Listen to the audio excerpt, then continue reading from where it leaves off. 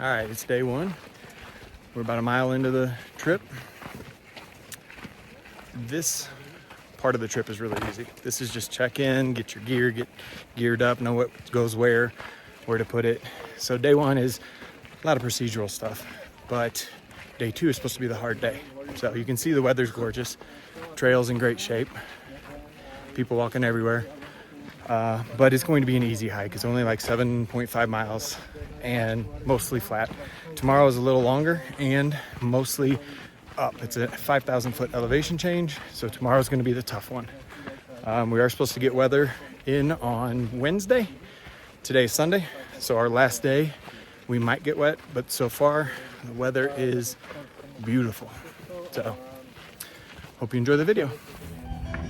We're about halfway. We're in this little village. It's got some, ice cream and drinks and stuff like that, games to be played, chairs to sit in. Everybody's just relaxing. One thing I want to mention is altitude sickness. Do not misjudge that. Do not come in one day and think you're going out the next. It doesn't work that way. Altitude sickness is a very real thing. It will kick your butt. Be aware of it. Take the medicines 2 days before. Continuously take it till you feel like yourself. And then get off it, chew some coca leaves, try some coca tea, get used to it. But altitude sickness is not to be messed with, and you need to respect it. So you come in at 14,000 feet and you notice it. You definitely notice it. So I'll give a end of day one recap, but skies are gorgeous. Trek is going, everybody's happy, but today's the easy day, so we'll see what happens. So we're almost to lunch. We're actually in some Inca ruins at one of the mountains, at one of the mountains. Had a pretty good hill, but otherwise it's just going good. Obviously zero service, so I'm uploading this at a different time, but these mountains are gorgeous. We got our first bit of rain, but it's sunny and rainy, so I wouldn't really count it. It's not that bad. We're supposed to get rain on our last day, so I'll let you know when we get to that point. Day one, made it to base camp. It was a challenge to get here. The end of day one in the 4-day Inca Trail is mostly straight up. We gained about 2,000 elevation. Tomorrow, we're supposed to gain about 5. So it's going to be interesting. But camps are all set up. They're really nice. Air mattresses in there. They do have pillows. It's, I would say, 50s right now. I know the temperature's going to drop soon, but we're all set up in camps and tents and really nice sleeping bags. So they're gonna have a happy hour at 6. Everybody's gonna put their headlamps on, go to dinner. Yeah, so far so good. Really good time.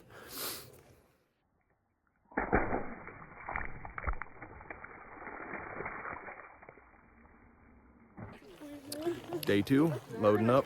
It's supposed to be the roughest day, so we'll see what happens. We're up before the sun, had a really good breakfast, ate really well. Tents are all down, everybody's packed up, ready to go. We'll let you know how it goes when we get to the top. Again, it's day 2. It's supposed to be the roughest day and possibly the rainiest day. All right, we are on day 1. We've hiked for about an hour and a half. Day 2. Yeah, wow. Altitude sickness is real. Day 2. Yesterday we started this at about 8,800 feet. What's the Garmin say right now? Garmin says we're above 12,000. 12,118 feet. 12,000 and all those numbers. Say day 2 is no joke. We've been doing nothing but uphill this entire time. And we're sucking wind. Yeah, definitely. Yep. Whew. And these guys just passed us. Whew. We're at our first stopping point. Toilets are available here. They are free. Sometimes you have to pay. We're actually above the clouds. Obviously you can hear them struggling a little bit, but one thing you want to do when you are on these hikes is you want to fuel up. Every stop you get, every chance you get. I have beef jerky, I have sunflower seeds, I have, this is First Form. I'm not a sponsor by any means, but this is just really good, delicious. I eat it, so that's why I need it. Protein bar.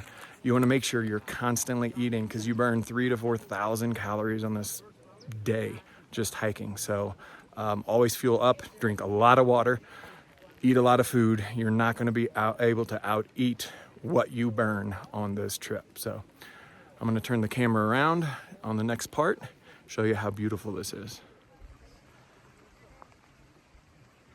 These are the views we get to see on the Inca Trail. It's just absolutely gorgeous. We are going to Dead Woman's Pass. Right there, I'm gonna zoom in.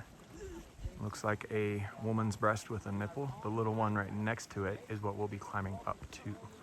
They call it Dead Woman's Pass because it looks like a woman laying down with her breast exposed. But we have to go from down here all the way up to there on the second half of the morning hike. After that, we take a break. Then we go downhill for about 2 hours and we get to our lunch spot. These open areas have people selling stuff, even Jack Daniels if you want to pay a lot. Toilets are over here. This is where everybody stops, so you see different types of groups. This is my group right over here. Very fun group of people, very positive, professionals from all over the world. So highly recommend this trek. Highly recommend you train for this trek. So here we are atop Dead Woman's Pass. That's the little base camp right over there. This is where we came from, way down there. We started yesterday at 8,800 about feet. We are at 13,860 feet above sea level. We gained about 5,000 feet in elevation from down there. It was difficult, I ain't gonna lie. It was not an easy thing, but we made it. It is doable. Train on steps, train on weighted vests, weighted backpacks, whatever, and you can do it. So we're on the downhill walk of day 2. This is the original Inca Trail, still around from the 1300s. Built by the Inca Empire to connect town to town. This is in theory the easy part, but downhill does have its own set of problems. Knees can buckle, ankles can roll. You just have to take it nice and slow. It is not a workout, as big a workout as going up, but can be just as dangerous. Day 2 is over, made it back to camp. There it is, right before the sunset. So it's getting dark out right now. We have our headlamps out. We're gonna have tea and dinner and everything. Number 2, day 2 is a beast. I won't lie to you. Layers is a big hint. Can't tell you how many times I took this on and off. Put on different hats, one for sun, right after that one for rain. They move in quick, these clouds. Very, very fast. So dress in layers. It's not too cold. It doesn't get too terribly cold. High or low in the 40s, high in the 60s, pretty comfortable. So you don't need like a heavy winter parka or anything like that. I got a nice Columbia jacket that worked just fine. So dress in layers, be prepared to get out rain gear or stocking cap, gloves, and then take them off 10 minutes later because you dropped 2,000 feet and the temperature raised 20 degrees. It's a crazy hike. Day 3 is supposed to be easy, so I'll set a video tomorrow morning, during it, and after.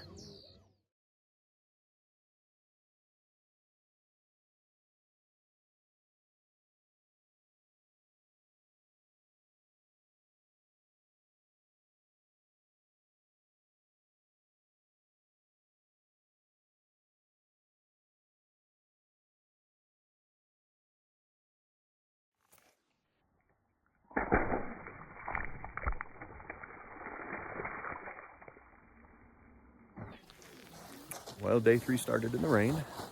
We are literally in the clouds. But it was a good breakfast. Today's supposed to be nice and easy.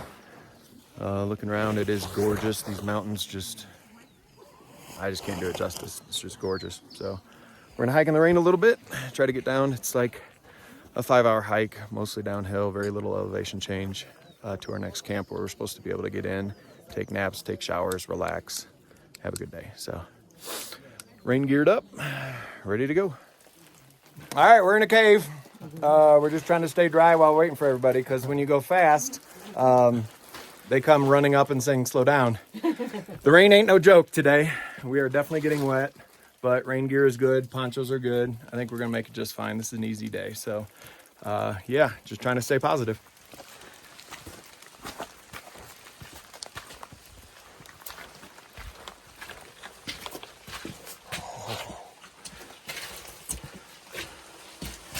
Okay, this is a ladder in a cave. Luckily it's dry. Wow. So day 3 is a very short hike, but we did get rain. We got a lot of rain. So one of the best things I bought was really good rain gear.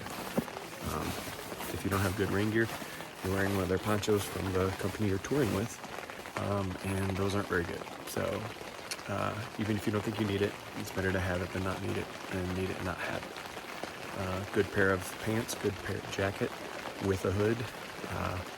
Highly recommend it. As you can hear, the rain is hitting pretty good. We are in our tents. We are going to go see another site here shortly. But all I got to do is gear up and go. So day 4 tomorrow, Machu Picchu. Looking forward to it.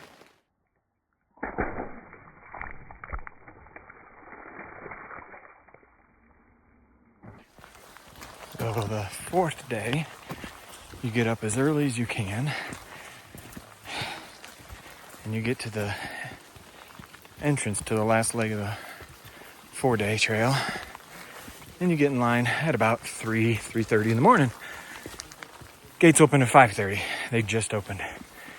We're now hiking our last 1-hour hike to the Sun Gate. It's kind of level, a little uphill, a little downhill. Not bad. After the Sun Gate, 45-minute downhill to Machu Picchu. But we are hiking in the dark with headlamps. So a good headlamp and extra batteries, thank you Dan, are helpful. These are very, very steep steps, and we're doing them in the dark.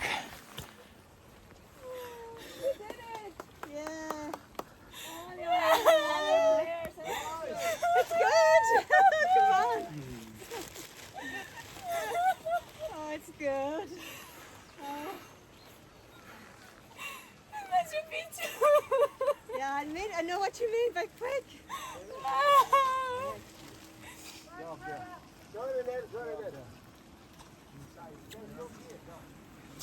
This ain't gonna be quick, guys. It's not gonna be foggy soon, yeah?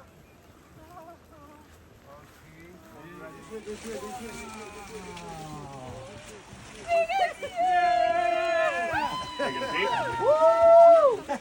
Good, man.